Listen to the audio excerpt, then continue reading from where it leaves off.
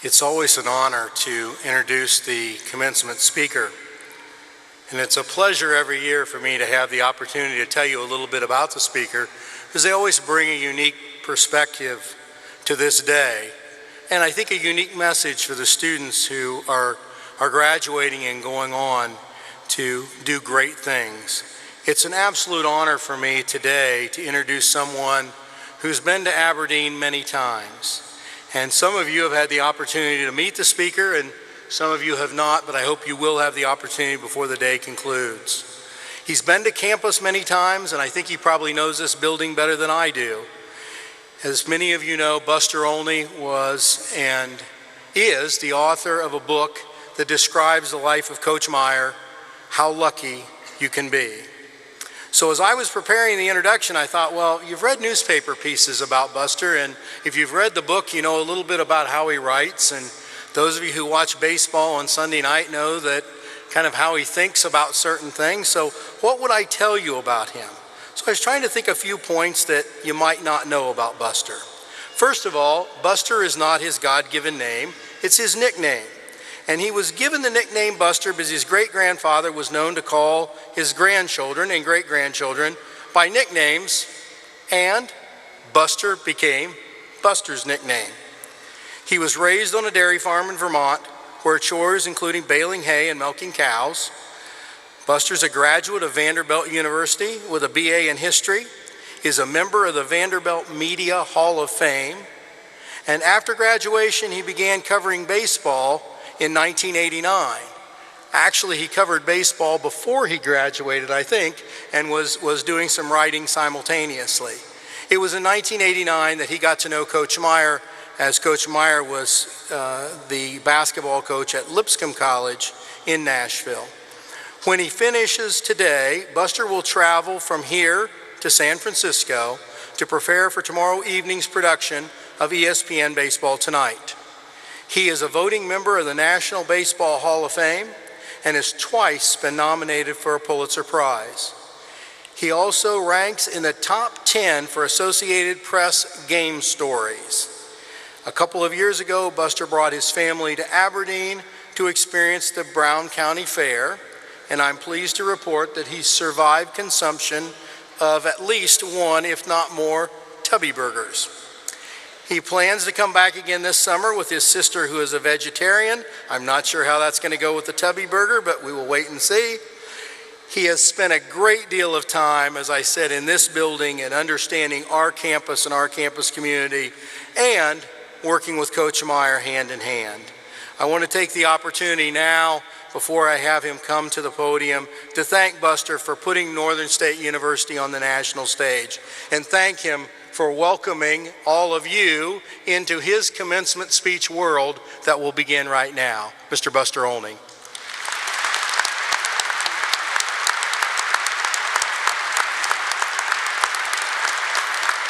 Thank you. My thanks to Dr. Smith, to Brenda Dreyer, and to Coach Meyer. Mostly to you for having me here. I am deeply honored for even being asked, knowing how much Northern State means to its students and to the community here in Aberdeen. Because of all the time I spent here, this feels like my adopted home. Our 13-year-old daughter, Sydney, who has been here twice with me, has told me she is going to live in one of three places when she finishes college. One could be our house in New York, because she intends to kick me out. Two could be in Oxford, England, or three could be in Aberdeen, South Dakota. This is actually the first college graduation that I have attended. As Dr. Smith mentioned, I grew up on a dairy farm in Vermont. My family had no money. I was in and out of Vanderbilt according to how much cash I could raise. And it was really only through the help of the generosity of a lot of people that I was able to finish my degree after 6 years. So I was working in my newspaper job the morning of my graduation, and I regretted not taking the time to enjoy what is such a big day in attending my graduation. This is a really big deal, and I'm so glad that you're all here with your family and friends. Yesterday, while Coach Meyer and I were doing different events, I got a chance to meet people from all over the country who came in to honor you. I asked about a half dozen friends and colleagues for advice before coming here, and all of them said the same thing. you ought to let the graduates know that you're not going to give them a day-long speech. I know you're going to start, I know you're ready to start living the rest of your lives today, so I won't take up too much of your time. I do want to cover some basic sports questions I get every time I come here. Number one, yes, I'm a Vikings fan, and I have scars from those 4 Super Bowl losses still. 2, the Twins' start this season is much better than I expected, absolutely. 3, I think that before the Twins return to glory, what they really need, Coach Meyer, what do they really need? They need power pitching. My first trip to Aberdeen was in November of 2008, and the first place I stopped was here at the Barnett Center. Coach Meyer was working in his small office right over there. About 2 months after his car accident. This was a time of great pain and struggle for him in the aftermath of his amputation. This was when little Buddy, his severed leg, had not quite gained the celebrity later acquired, and long before the arrival of his prosthetic leg. Maneuvering the 75 feet from his office to a car outside the Barnett Center was still a major operation because he had to load up to get everything prepared with his wheelchair, with his daily planner, all of his pens, his books, and then go through the front doors. He'd roll the wheelchair up to the side of the car, and using his right leg to stand on, he'd slowly climb out of his chair and into the car seat. When he settled into the car, the wheelchair would be broken down and placed into the trunk. In that first hour I was at Coach Meyer's office, I bet 20 people stopped by the office, poking their heads in, asking Coach Meyer how he was feeling, and naturally he changed the subject. What they were really doing was asking him if there was anything that they could do for him. One set of Coach Meyer's instructions to his basketball team were, see the need, fill the need. The words are probably more related to playing help defense, but as with much of what Coach Meyer says, the rules apply to life outside of sports, and we all learned a lesson about that from the folks here. When Coach Meyer had come back to practice that fall, Randy Baruth, the assistant coach who was such a rock for Coach Meyer and Carmen and the players that fall, despite being shoved by destiny into circumstances for which there was no training, Randy knew that Coach Meyer would want to be involved in the middle of instruction right away, and at the same time he was very worried that a bouncing basketball or a tumbling player would suddenly crash against the exposed nerves in Coach Meyer's injured leg. So Randy assigned one of the team's managers, Ryan Hilgeman, who is here today. I saw him sit down over here. He's getting his Master's of Science with very specific instructions. You cannot let a ball hit Coach Meyer. You cannot let a player hit Coach Meyer, but you can also not let him know that this is what you're trying to do, because there's no way that Coach Meyer, after 40 years of coaching basketball, would feel good knowing someone was specifically assigned to protect him from a basketball. For Ryan, this posed quite a challenge. He had to stay close enough to be in position to throw his body in front of any basketball, like a Secret Serviceman taking a bullet for the President of the United States. On the other hand, he had to stay far enough away for the sake of Coach Meyer's dignity. The problem, of course, was that Coach Meyer liked to park his wheelchair directly underneath the basket, where the basketballs and the bodies flew all over the place. And when Ryan hovered, prepared to intercept, that's when Coach Meyer would turn and Ryan would be standing right in the way. Get out of the road, he would bark at him. Ryan told me he never knew if Coach Meyer realized what his assignment was, but he never said a word to him. Coach Meyer was not someone who, and continues to be, not someone who seeks out a lot of help for himself, but I think that Coach Meyer has learned a lot about giving help from people at Northern State and Aberdeen. When he was in the hospital at Sioux Falls for weeks, with Carmen staying with him, some of the teams from here at Northern arranged cleanup details at the Myers home. Some folks did a makeover of the hotel room in which Carmen was staying for weeks to make it feel a little bit more homey. Greg Weaker and his kids went over and mowed the Myers lawn. Somebody donated a hydraulic lift to be used at their house so that when he got home in his wheelchair, that walk from the garage to the kitchen, which had been done before in 2 steps but was now a major process, was manageable for him. Everybody brought over meals, salads and dinners and desserts. When Coach Meyer took me to his house when I first arrived here, he showed me how stuffed their freezer was, and with a chuckle, he offered me a selection of cakes: angel food cakes, bundt cakes, chocolate covered cakes, cakes with vanilla frosting, ice cream cakes. Nobody asked for that. The people of Northern State and Aberdeen and the towns around here just did it because they saw the need. Although I can tell you, Coach Meyer didn't need any more cake when I first saw him. People prayed for him. Nobody had to ask. They just did it because that's what you do. Coach Meyer told me about a prayer group that had come to the hospital at Sioux Falls, Carmen's prayer group, and when they started praying, he peeked open an eye and he looked around at all these very serious and very determined women praying with the intensity of Olympic marathoners, and he thought to himself, the devil is in big trouble today. With the help of so many people in this room like Jackie Whitlock, Coach Meyer got better and was celebrated. In response to Coach Meyer's achievement and retirement, Jim Keeler and others worked behind the scenes to fund the Barnett Center, the weight room, more office space, a better Barnett Center. I got to tag along with Coach Meyer to the ESPYs, and for those of you who aren't sports fans, this is a Los Angeles-based award show attended by a lot of the greatest athletes in the world, with actors and bling and the whole Hollywood thing. They had given Coach Meyer a front row seat, and as all these folks walked by in custom tuxedos, and I'm guessing probably cost $10,000 and up, and diamond-studded dresses, he looked over at me, absolutely astounded. And keep in mind, this is someone who has two suits, the one he's wearing now, and there's one in the closet he hasn't worn in 35 years. And he said, can you imagine how much money is spent on clothes here? Oh my gosh. And I thought at that moment, you can take Coach Meyer out of Aberdeen, but you can't take Aberdeen out of Coach Meyer.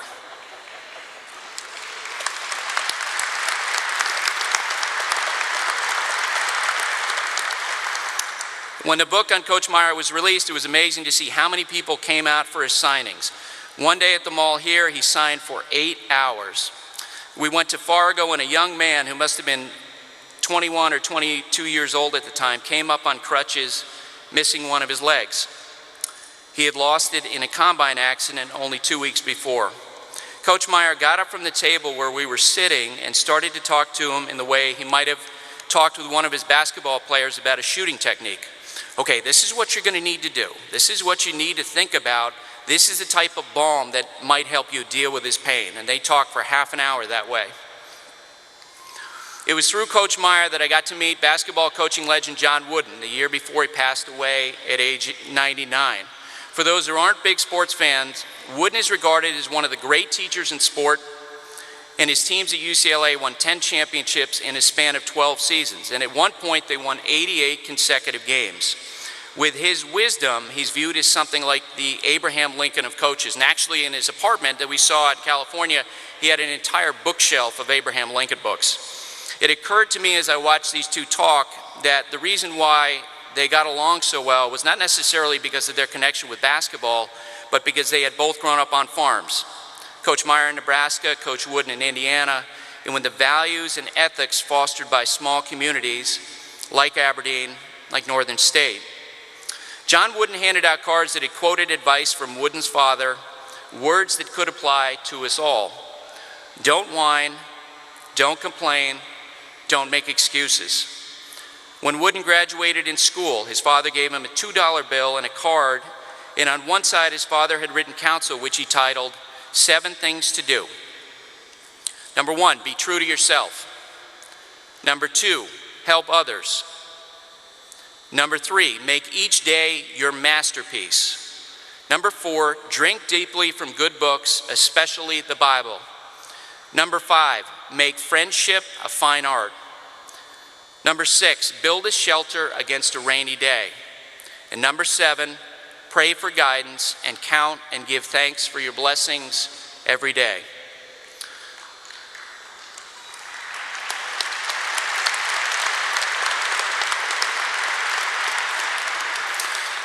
When Coach Meyer asked me if I'd come here, I had a question for him.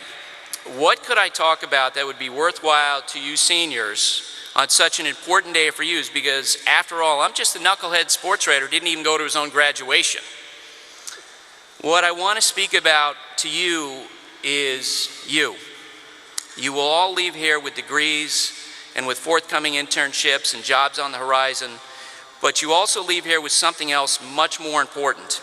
You have shown You have the trait to help others, to make someone feel really loved.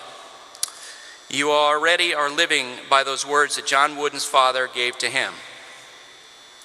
Bryce Anglin was your classmate, and he would have been here today if he'd not lost his fight with cancer 375 days ago.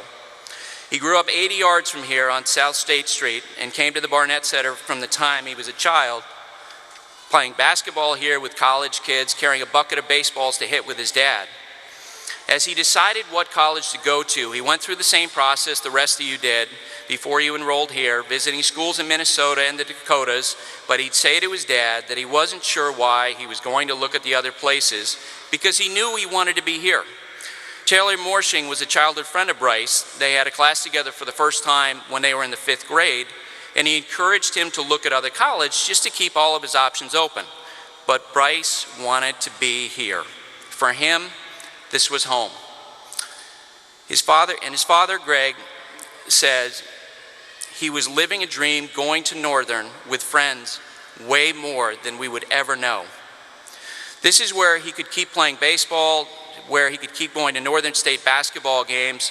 When he and Taylor were sophomores, they noticed that there weren't people sitting on the couch in the baseline, and so they saw the need and they filled it, with Bryce always standing the second one over from the basket in different get-ups that the group chose from game to game. Some of you probably know how Bryce rooted for the Packers and how superstitious he was. Sometimes growing up, he'd pull on up to 6 Green Bay jerseys at the start of a game. And if something was going wrong, well, he'd take the top jersey off to change the luck for the Packers, starting out with Aaron Rodgers' number 12 or Brett Favre's number 4, and then peeling down, sometimes working his way down to Amon's green jerseys. Amon Green was sort of the last resort. Bryce was someone who got along easily with other people, a social butterfly, one of his coaches called him, a marketing major, and he had talked to family and friends about pursuing this with some angle in advertising. He could have stayed at home, but he really loved living on campus, although he would pop back home when he was short on clean laundry or food, his mom said. Although he had never been on a plane, he had talked about possibly going to graduate school at Southern Methodist University in Dallas, Texas, or to Northern Colorado, which happens to be the place where Coach Meyer went to school. Bryce had sent emails out and had gotten some information on the University of Tampa. Greg thought his son wanted to live in the upper Midwest someplace, and he wanted to have a family, maybe sons or daughters, who would have watched the Packers with him. Bryce had that very dry sense of humor, and he liked to make his friends laugh. He was always kidding around. It was in the weeks before he was diagnosed that Bryce asked one of his close friends, Jennifer Kilber, what she would do if he died.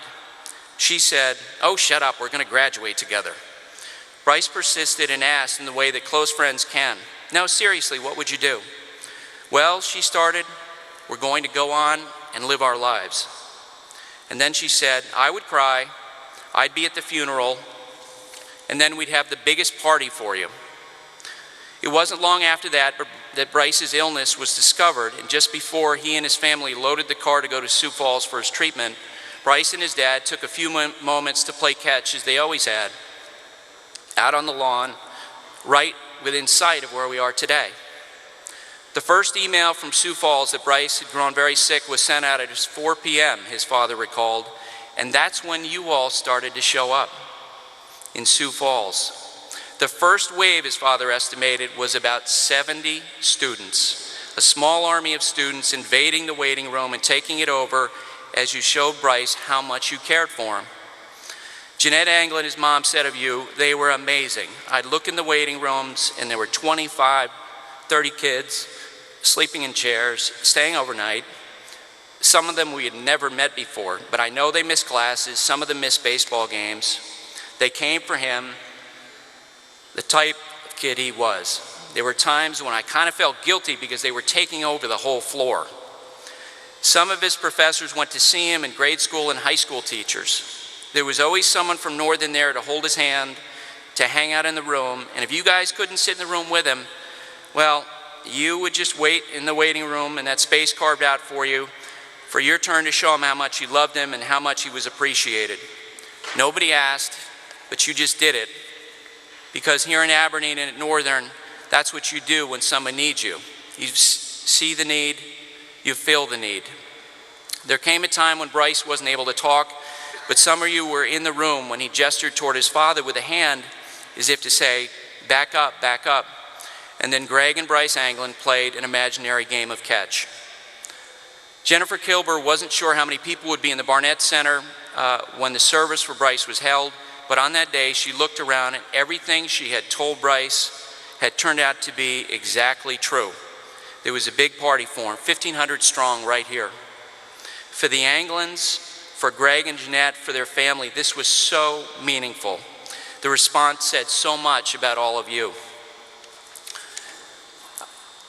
I asked Jennifer Kilber and Taylor Morshing how Bryce would have celebrated today. Taylor said he would have gotten up in the morning to go to the honors breakfast, something that he had earned.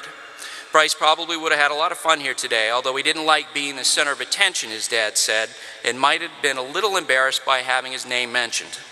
After getting his diploma, he would have gone to the baseball game, and then he would have gotten together with friends to celebrate tonight. He probably would have had some pizza, maybe some Mountain Dew with something else mixed in, because he didn't like beer, and Jennifer Kilber good-naturedly would tease him about that.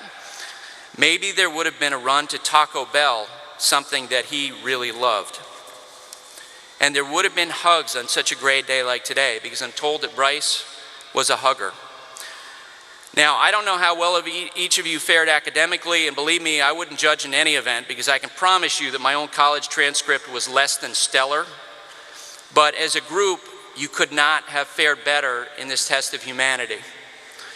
Some of what you learned here will be forgotten. Okay, in my case, almost everything is forgotten from college. But I hope that no matter what you decide to do, whether it's here in the Dakotas or in Texas or Colorado or overseas, whether it's in farming or marketing or in oil, that you hang on to that, because that is the best part of you, the best part of Aberdeen, and the best part of Northern State. We who are here to celebrate you wish the graduates of Northern State University the very best. Thank you.